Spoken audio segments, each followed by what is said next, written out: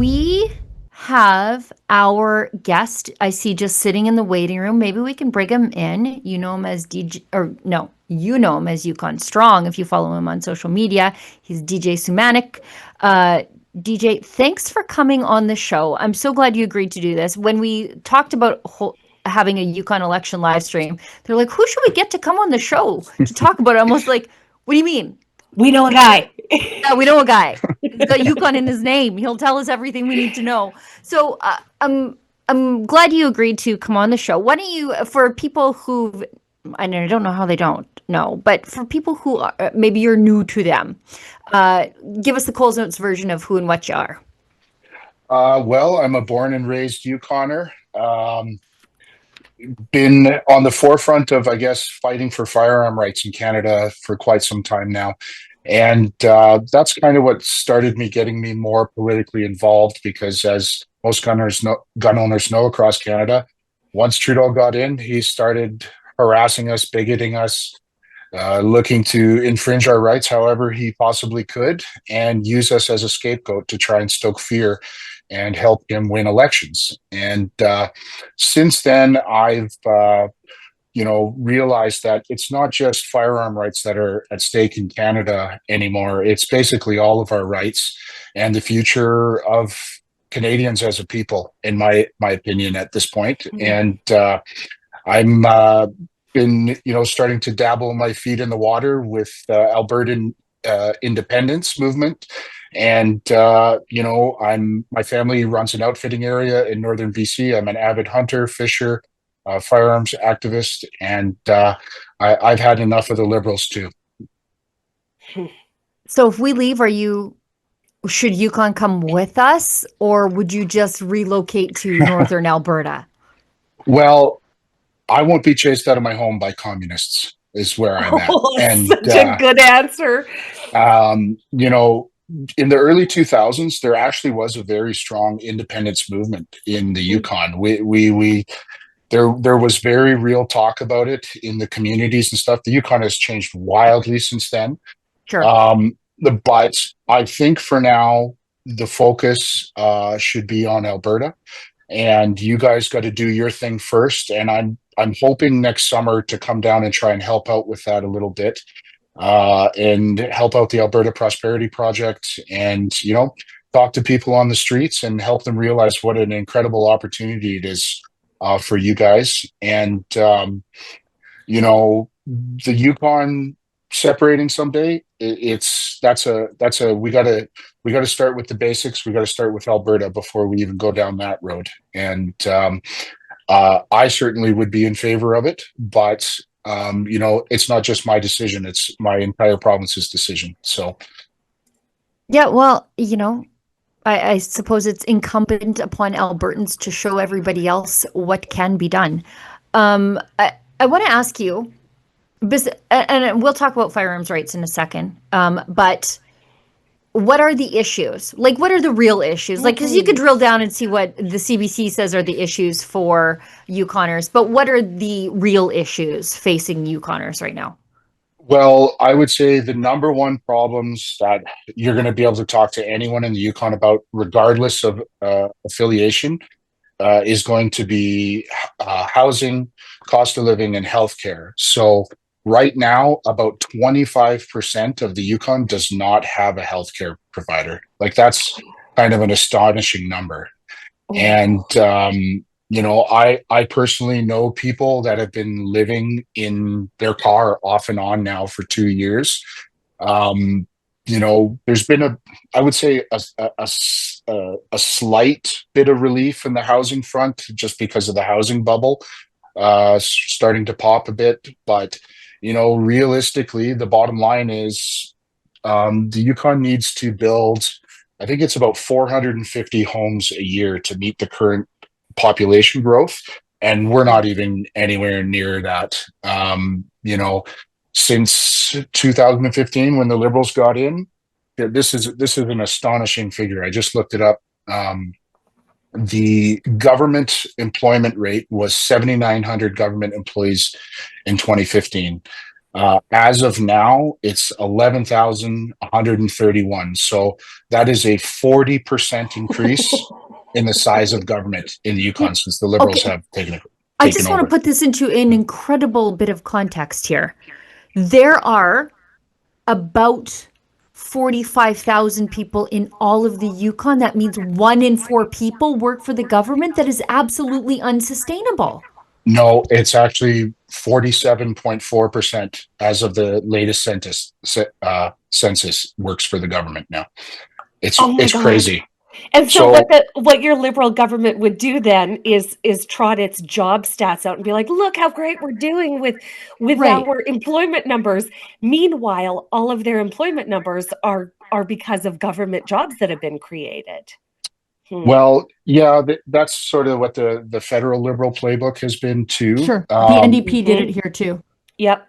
But I can tell you from like my experience growing up here, being raised here, what happens a lot of times with government employment is that the in order to entice people to come live up in the cold and the dark up here, they really have to jack the salaries to get Right. uh, people to commit to, a multi-year deal to come up here. And then what happens is it's often married government couples I find from Ontario or BC, and they're looking to build equity quickly, right? So they can get a transfer to a higher paying job because Right. the union rules, they'll get priority on the job, and then they'll get into government and dump money into their home, and then they'll be like, I don't want to live here anymore, and then they'll leave. But what happens is when they leave, um, the job position stays open and somebody has to come in and fill it. So there's like this Oh. revolving door of people coming and going, and the government bureaucracy just keeps growing and growing and growing. And to be fair, like the Yukon, I think it does because it's such a sparsely populated region Hmm. in an extreme climate. You're gonna have to have like that core fundamental, size of government just to maintain things. Like you have to have a certain amount Right. of people to clear the roads, and Sure.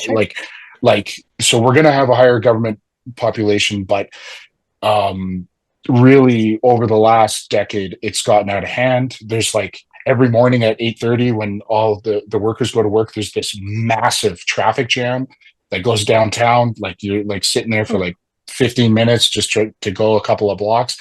And every day at 4:30 the same way, everybody's leaving. So it's not good. And like I work in the private sector, I have my own business. My primary clients are law firms, medical clinics, accounting firms. Like, I'm trying to not be a part of the socialism and or the government, but who pays my clients? It's mostly government workers who are Mm. paying they're doing lawyer stuff to purchase their home or filing complaints against wrongful termination or whatever it may be. So it's like, am I a government employee too? I don't know, right? Like let's be real. Wow. The money goes to them, then it goes to them, then it goes to me. I can't even escape it anymore. So um it's not a sustainable situation. And one of the biggest one of the biggest problems here. So my uncle, he worked with the oil and gas development sector for many years at the territorial government, and like the Yukon has energy reserves. We have massive mining reserves. We have lumber Hmm. reserves. And that's one of the things actually that the Yukon party is talking about fixing here is access to lumber to help with the home construction and stuff. Huh. And, you know, basically once the Liberals got in, my Uncle Ronnie, he went to all the trade shows, he sold parcels of lands ready to go, oil and gas, natural gas. It was all set up. Basically all the government had to do was rubber stamp it, and they wouldn't. And they literally had Oh. him and his team, sitting at Energy Mines and Resources for about 7 years, uh, twiddling their thumbs. They wouldn't fire him because of the union rules, but they wouldn't approve any of the projects that they fought hard to get for the Yukon. And of course, they just waited him out until they said, "Well, we don't want to sit around in the office anymore." And since then, it's been basically dead. And the Yukon is very much like Alberta. We are resource dependent for jobs, and tourism is probably our number two. And without those two things, all that happens is government money gets pumped in. And Mm. the federal Liberals, they look at the Yukon, like Sheila said, we're only, 40 something thousand people. Yep. They can sort of buy the writing just by through the hiring Yeah. process, right? It's Sure. cheaper to do that here than it is to say run a full blown Right. election in like downtown Toronto, probably. So Right. Yeah. we're being I taken mean, advantage of. yeah, you guys are the population of a small prairie city, like a Medicine Hat. And Mhm. tell me again those government employee numbers, because I pulled up some numbers of my own at the exact same time, just to put it in context, because I'm having trouble getting my head around it. I believe in 2015, the stat that I found was 7,900. It was 7,900 and change. And as of now, it's 11,000. Well, as of 2024, it's 11,131. So that is literally a 40% increase in size Yeah. of government in 10 years. In Like, 10 Just, years. I was like, how many people work for the city of Fort Saskatchewan? Because it's like 21,000 people. Um, if it was 260, so I thought I'd double that to scale up for the size of population of Yukon. So maybe like 520 based on population. But even let's scale that up. Let's make it 4 times bigger Yeah. because Yukon is enormous and it's cold and there's lots of things to do. That's still, like 2,000 people seems reasonable, but like 11? 11,000? That's insane. Yeah. well, and it's really, it would maybe make sense if the municipality, if the size of civilization was growing here, but really, like, the problem with Whitehorse specifically, where most of this is happening, is most of the land around city limits, it's owned by Indigenous government. So you have to say you Mm. want to build a new subdivision, which they've been mildly successful at doing this. There's a Yeah. large project called Whistle Bend, which helped, I guess, but you have to go through that process with them. It's not an easy thing to just say, even though most of the Yukon has literally nothing there, you could just build anything anywhere. There's so much red tape involved in getting it done, and they're meanwhile just dumping people here so fast, so fast. It's completely irresponsible. People don't have a doctor. People have nowhere to live. The cost of living is through the roof. It is insane now. And that is really what this election is about. And the Liberals have basically, in the last year, they more or less bankrupted the budget. There was a huge memo that went out. There's no spending allowed by anyone like over $1,000. The entire Liberal Party has basically fled in fear. Yeah. I think there's only one incumbent going for Yep. re-election, and it's been a implosion. The race right now is between the NDP and the Yukon Party, but I'm pretty sure the Yukon Party is going to snatch the victory here pretty easily. I want to ask, are you experiencing up there the same things that a lot of other parts of this country are experiencing with temporary foreign workers, where the locals are not being hired, but foreign work is being brought in? I'm just curious.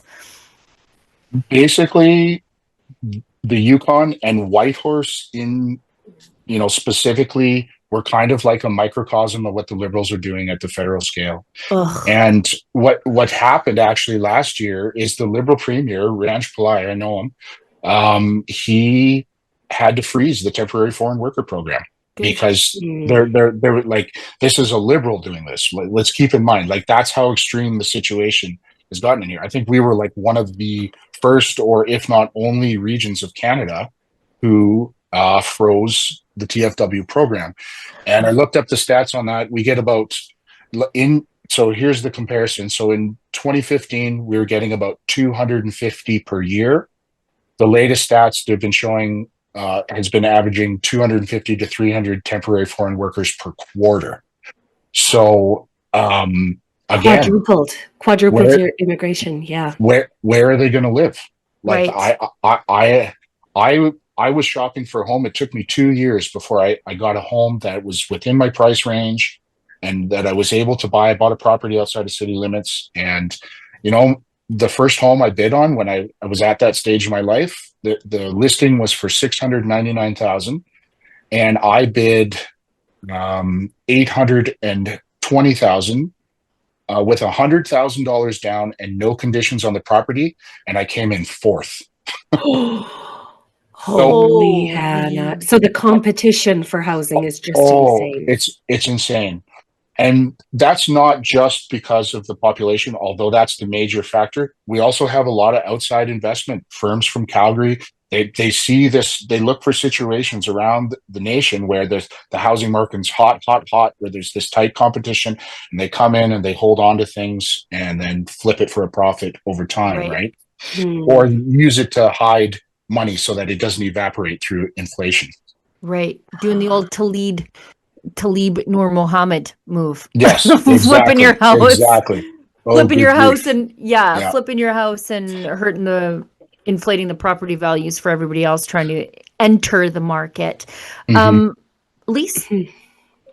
Well, I was just going to mention that Whitehorse is participating in the the National Housing Accelerator Fund, which provides funding to municipalities to help build houses faster. But we all know that when the federal government gets involved in these initiatives, nothing gets built faster and it's all more expensive. So they've announced a couple little things in Whitehorse recently. But basically, this is costing Canadians $4.4 billion across the nation to think up pretend solutions for a problem that the Liberals created for all of us together. Uh, it's too bad for Whitehorse. It's a beautiful community, but we're going to look at some of those properties later, DJ, because Okay. this is what we do on the live stream. Is like we tour Gonna kill time. Mhm. realtor.ca listings. So we're going to see what $1 million gets you in Whitehorse. And I think that we will be shocked. Like $1 million. Remember back in the day when $1 million felt like just out of the, like this would be an Hollywood. absolute, a French chalet, Sheila Gunn Reid. Right. Now we're going to see, after 10 years of liberal rule in the country, what 1 million Canadian dollars gets you in Whitehorse. In Toronto, Yeah. it gets you a shanty. Maybe haunted, maybe not. DJ, I want to ask you about the Liberals' gun grab. Uh, how Oh, did yeah. that affect the provincial Liberals there? Did they have to wear that like a millstone around their necks? I hope so. Well, both the provincial Liberals and our current MP, Brendan Hanley, they tried to sort of play it out of both sides of the mouth. So Brendan Hanley voted no to the gun grab, but it was like, come on, man! Like he was just doing that because everyone up here was against it. We have the highest gun ownership per capita in the country. Alberta's right behind us, and we also have the highest female gun ownership in Canada. We also have the highest Section 12(6) firearm ownership. So these are full autos prohibited. Okay. So basically, one out of every four houses, or excuse me, one out of every 11 houses in the Yukon has a prohibited firearm that was prohibited back like in 1995. And Right. basically, one out of every four houses has some kind of gun that's restricted or something. And then I think it's one out of three just has a gun, period. And that's just the legal gun ownership, right? There's always the people who just have firearms in the community that maybe don't have a license. That's always been a thing in Canada. Whether people want to, Right. like that or not, it's just the bottom line. Because the problem with owning a gun in Canada right now is it exposes you to legal risk, and that is one of the things I'm really worried about with this gun grab is that the black market is exploding. Period. Yep. It's Yep. not. It's going to lead to more crime, and no gun owner out there wants. Oh, I Oh, think we're frozen. oh no. No gun owner Oh, wants. DJ, the okay. last Oh, thing you said that we heard was no gun owner wants. bad people to have guns, Right. right? Like we want good people to have guns. We want everybody to be responsible and safe with these changes.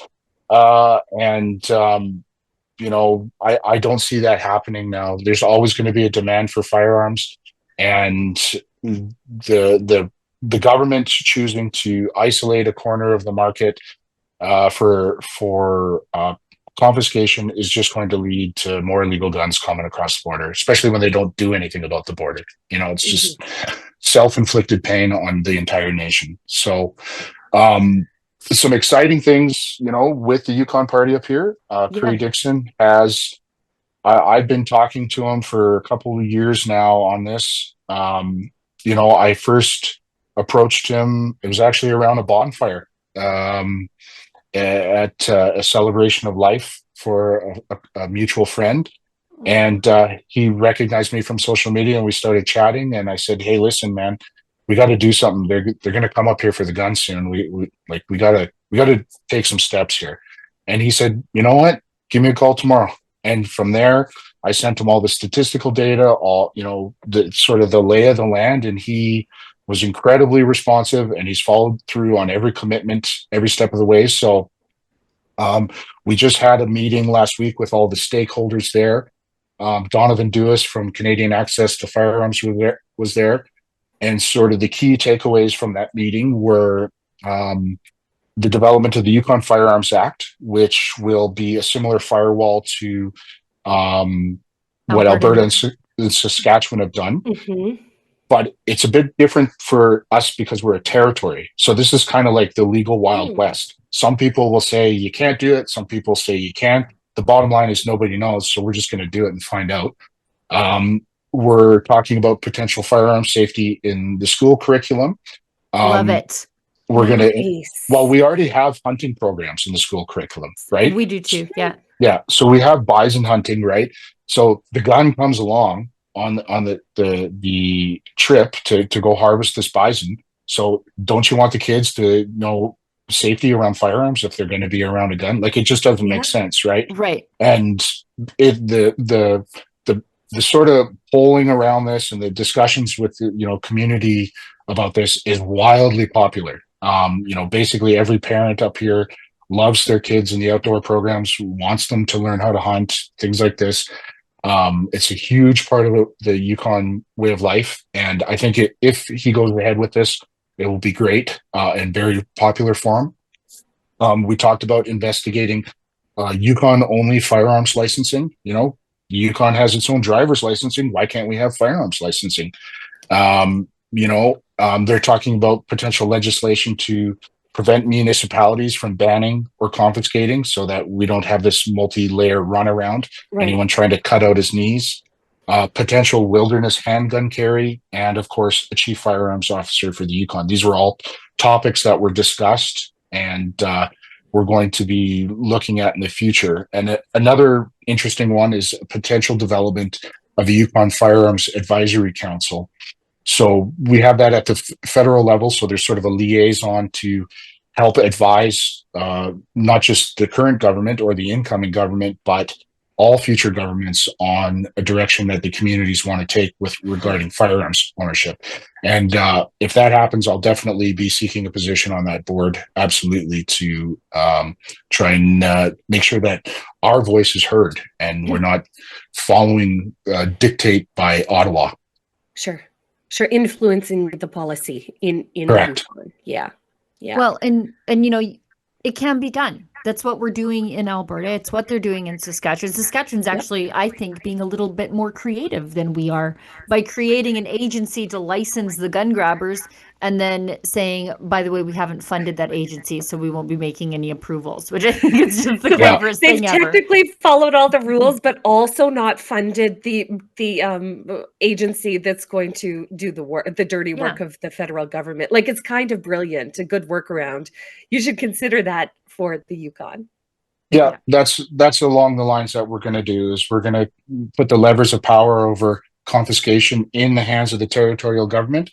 And Curry has also committed to making sure that any funding or backing from the territorial government to the RCMP, which is the lion's share, of course, is not directed towards confiscation efforts. And the police up here don't want to do it. They're all restricted firearms owners too. Like we have real problems up here with drugs, crime, Yeah, and they're gonna be in a situation where, like, if you sent an officer up here to go like confiscate somebody's gun, they're probably going to be friends with them. They're probably going to know these people. exactly. They're going to Yep. be in their neighborhood. Like Yeah, it's an impossible position for a police officer to Mhm. you know navigate without serious social repercussion, I think. yeah, And you're talking about kicking in doors on reserves. yeah, And yeah, there's the First Nations governments up here are a huge part of the territory as well, and they yeah. have their rights and their traditional territories. So like what are the optics on that? You're going to send the RCMP out to a remote community to Right. take guns? I don't see that flying. You know Yeah, what I I don't mean? think anybody wants another Oka style standoff Mm-mm. No. with the RCMP. You touched on crime there for a second before we let you go. Mhm. Um, are you guys afflicted with the same sort of out of control crime rates and drug problems that the rest of the country is being hammered with? And if so, what to what extent did your Liberal government contribute to that?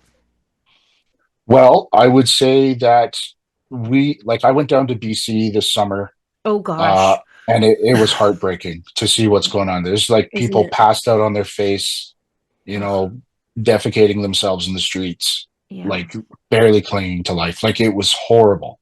It was shocking to me. So we're definitely not that bad yet, but we have had, so many deaths up here. There's a small town called Mayo. You can go Google that, look up the opioid deaths in Mayo, how many young people died a Oh. couple of years ago. Like it's really affecting the communities. The addiction is definitely out of control. And another big one here is just petty crime, like cars getting broken into, stuff like that. Just Yeah. really niggling stuff, and it's like an organized effort. There are people like roving through entire neighborhoods, and people are really furious about it. Yeah. The people are installing cameras and stuff and like presenting this stuff to the police. Nothing ever really seems to happen, and the officers of course catch people and then they're forced to let them go. It's this same revolving door of soft on crime crap, Yeah. and Is it mostly RCMP policing up there, do you yeah, think, or we only have the RCMP. We don't that's it? have Like no territorial. Yeah. no municipal police forces or no, just No, no, RCMP. Okay. no, Yeah. no. Yeah, just out of the corner of my eye, I looked that for a time, and I don't know if the numbers still hold, but um, the Yukon was facing Canada's worst toxic drug death rate just based on population, seeing the highest number of Oh. overdoses. And again, it's based on population. So, five Yeah, per deaths, capita. yeah, per capita. With in 2023, First Nations declared states of emergency as their members overdosed and died. Your Liberal government, did they, you know, make any steps to ramp up treatment beds, consider forcible confinement? None of that? I'm not aware of any dedicated programming, but Ugh, basically both the Liberal and NDP solution up here is throw money at it and hire people. And yeah, then the bureaucracy, of course, swallows up the lion's share of the money, and the people affected really don't get the help. And then the indigenous communities specifically, a lot of that burden gets passed on to their First Nations government themselves to yeah, do it, and they have limited resources, and like most indigenous communities up here, we have a different situation than most of the Canada. That most of the land claims up here have been settled, yeah, and but you'll see like um, you're driving into town and it's like drug dealers are not welcome. You know what I mean? yeah. Like the indigenous, they're done with it too. It's killing their young people, Nice. and It's like that in Yep. Alberta. Yeah, Good. yeah, it is. it's really rough to see. But it's not just indigenous; it's people from every walk and day of life, Yeah, and it's gotten out of hand. And there's one final thing I want to touch on too, which is please do. just another practical problem that the Yukon is facing. Is we have, because of this massive influx of people in the last 10 years, the Yukon, we only have one hydroelectric dam, Mm. and Yeah, There we we're go. We were having, just talking about this in the lead up. Thanks, DJ. Yeah, tell us about your power infrastructure. well, it's failing. So we're just overloaded now.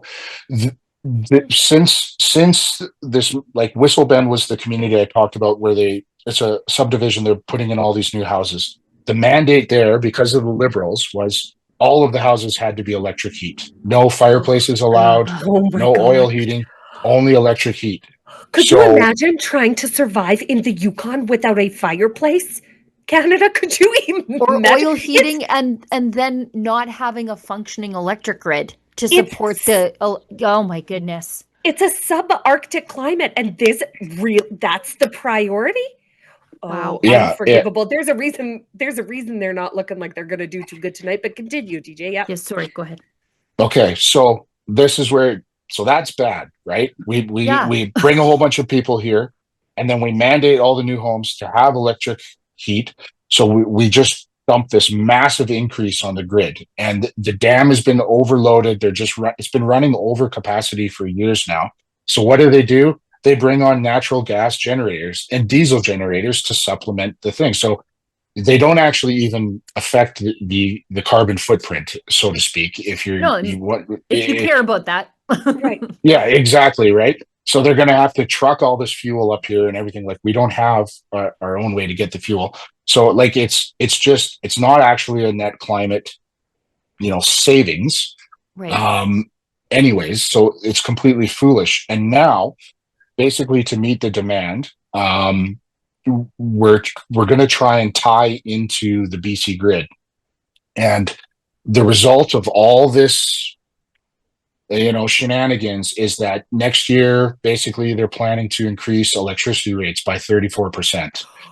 And Oh, yes, and this is going to, like, people are up in arms about it. Like, at peak winter here, -40, if you're an electric Yeah. house, you can easily get a $700-800 electricity bill, not an exaggeration, for 1 month.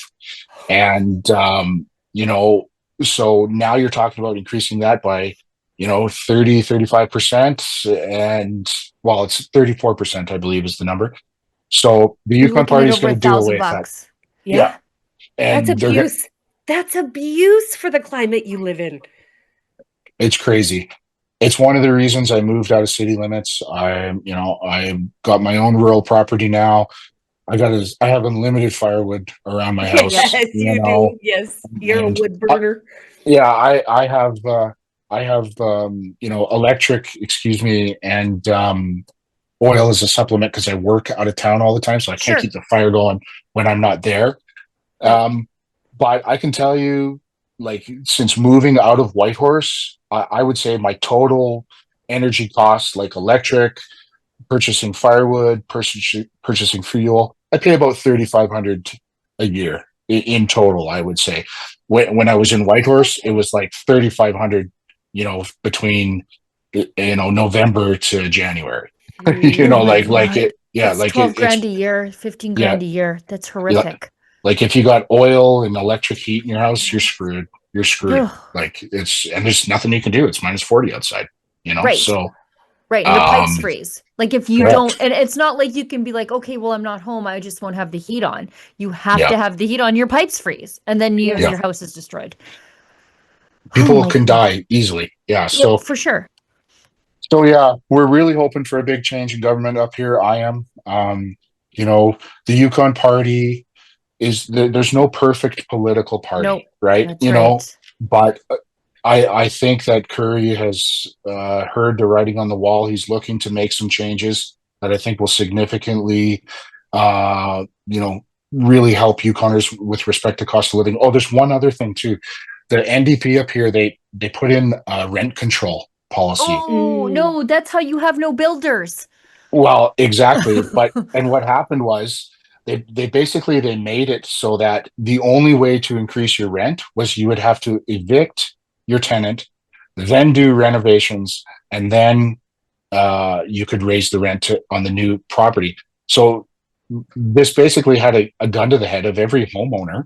Mhm. You Right. know, while the federal liberals are deficit spending, causing inflation, making these rate changes, so nobody's like able to pay their mortgage, Right. off the rental income anymore. And then, of course, to correct that situation, now you're displacing people, kicking them out, so they have to find a Sure. new place. Right. And like, it's just all they should have done was nothing. If they'd have just done nothing, the rents would have Or increased make and it decreased. easier to build.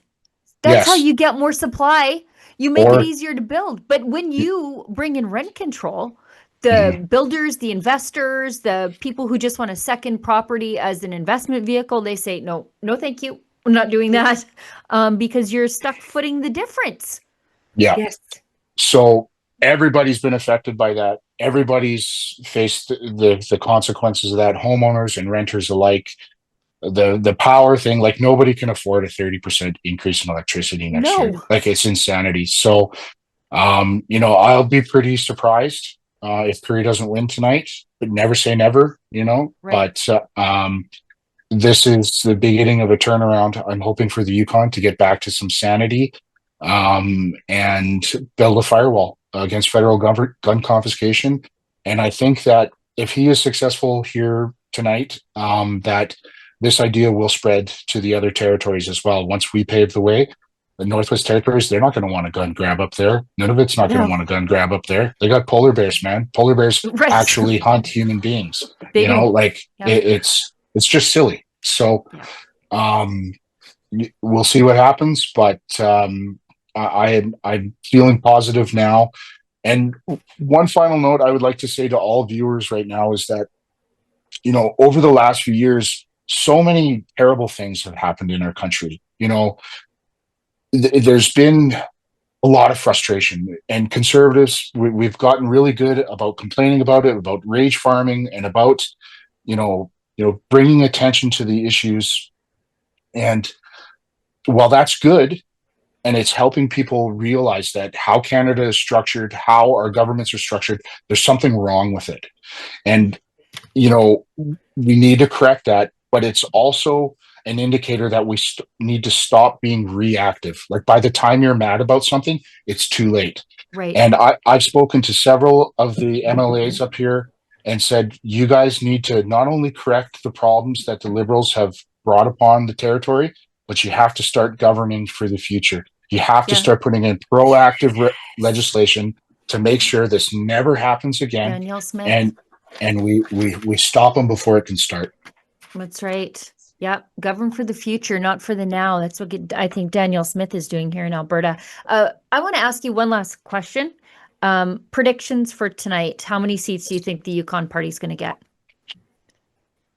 It's on the one hand, the Yukon Party is probably they could sweep it, honestly. But on the other hand, the person who's running, Kate White, the NDP candidate, she's well liked in the community. She's actually a very nice person, Sure. and she does have the best intentions. She's trying to help. You Sure. know what I She's not mean? evil. She's just wrong.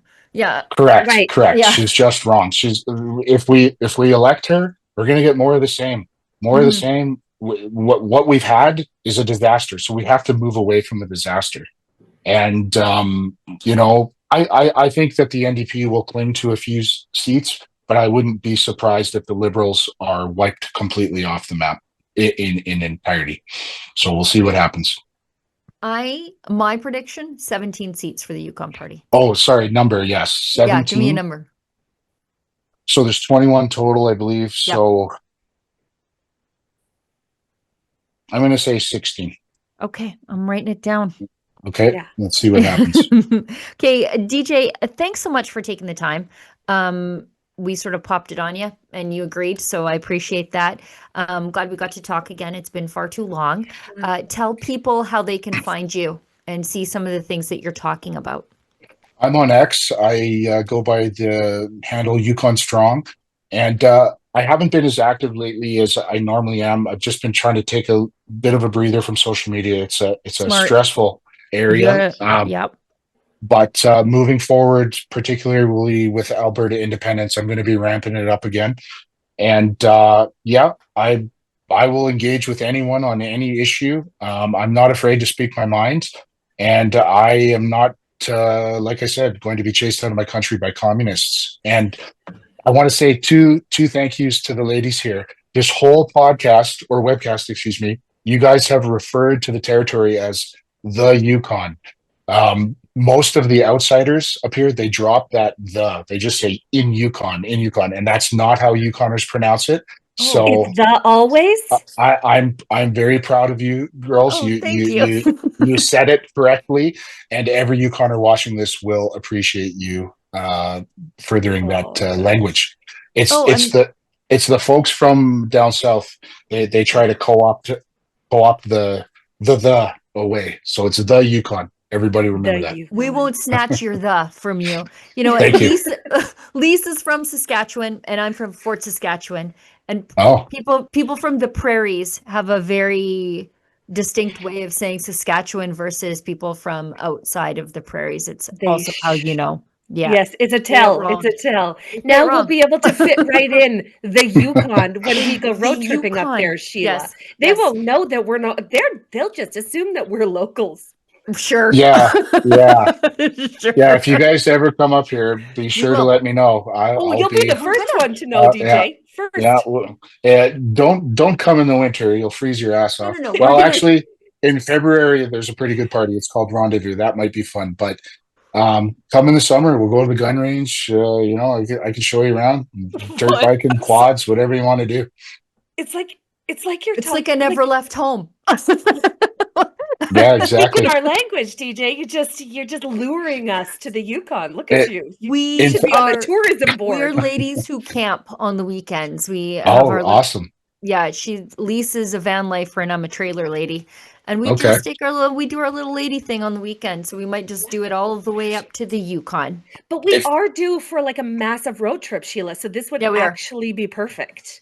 Yes. Yeah, if you come up actually in September, it's legal to get a small games hunting license up here for an out of province person. And I, Okay. as a fully licensed hunter, could take you guys out, and we could go whack some spruce chickens. Yes.